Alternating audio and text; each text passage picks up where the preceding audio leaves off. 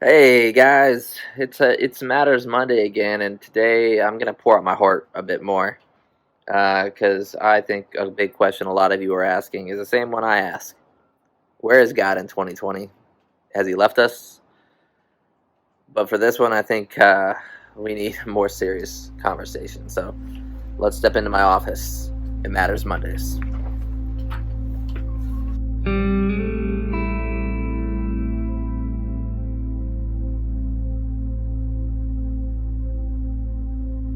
Has God left us in 2020? You want real talk, fam? Maybe. Maybe. I mean, I'm a pastor by trade, and so I study this stuff and I look at this stuff and I really look at the relationships and how God has a relationship with humans. And what I see over and over and over and over again is that God reacts in different ways at different times, and sometimes He shields us from the consequences of our behavior. Sometimes He gives us the consequences, and He's the one inflicting the consequences because He needs us to understand what's going on. And sometimes He pulls back and allows us to face the natural results of our poor decisions. We have treated each other bad, and we have hurt humanity. We treat ourselves bad, and we have hurt ourselves, and we treat our world bad, that we are called to be stewards of this world. And man, we have treated it poorly. And 2020 stinks. Not all of it, but a lot of it. And I don't even have to go into it because I just can say that. I can just be like 2020, and you can be like, yeah, brother, 2020. I'm here, I'm suffering too. That's where this gets flipped on its head. Because the question that is even more important is, if God is letting us face these consequences, if God has pulled back, what is God up to right now then?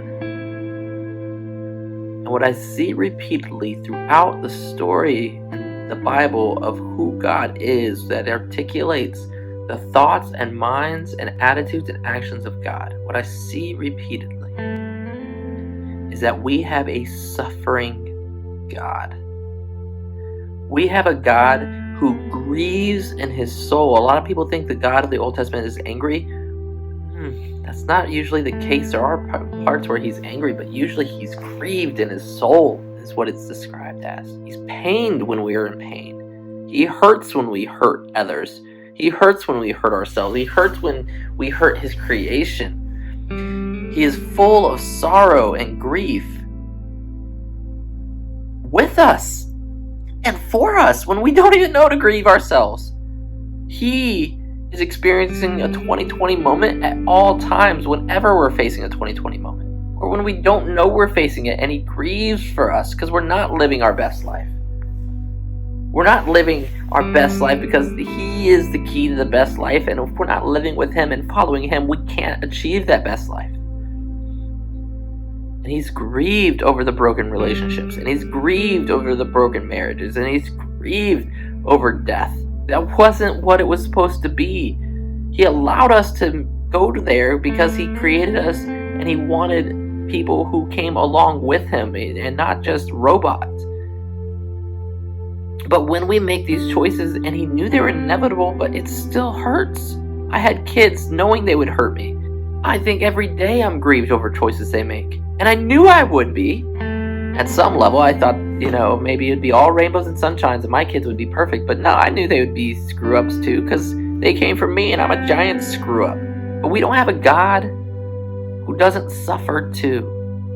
Whether He's letting us face our consequences, whether He's having to inflict those consequences, or whether He's protecting us from our consequences, He's a God that grieves with us. You can see it in the form of Jesus. When Jesus' friend Lazarus died and everyone's grieving, and Jesus is about to raise him from the dead, before He does, He weeps.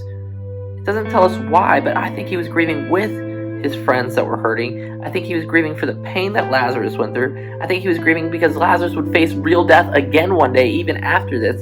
I think He was grieving that He's going to raise him from the dead, and there still won't be people believing. And it says Jesus wept in the shortest verse in the Bible. Jesus wept. Jesus grieved. Jesus poured out and sobbed, even though He knew good was coming, that hope was coming. We have a God who in Jesus also rushed in when we couldn't face the consequences of our bad choices and took them all on himself and was hanging on a cross and said, God, my God, why have you forsaken me? Speaking to God the Father, feeling the 2020 moment to the 10th degree, you know?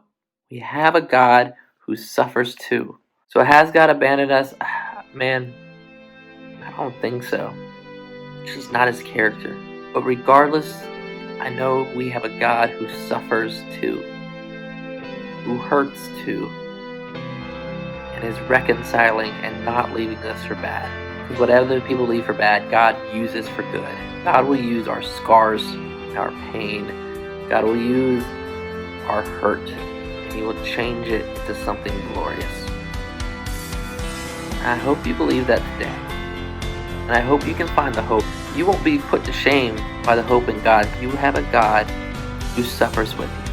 I want to hear what you think about this too. Where is God in 2020? Drop it in the comments. Let me hear what you think. I really want to know how you're doing and how you're working through this. It matters to you guys. It matters to God. Like, share, comment, and I'll talk to you guys next week.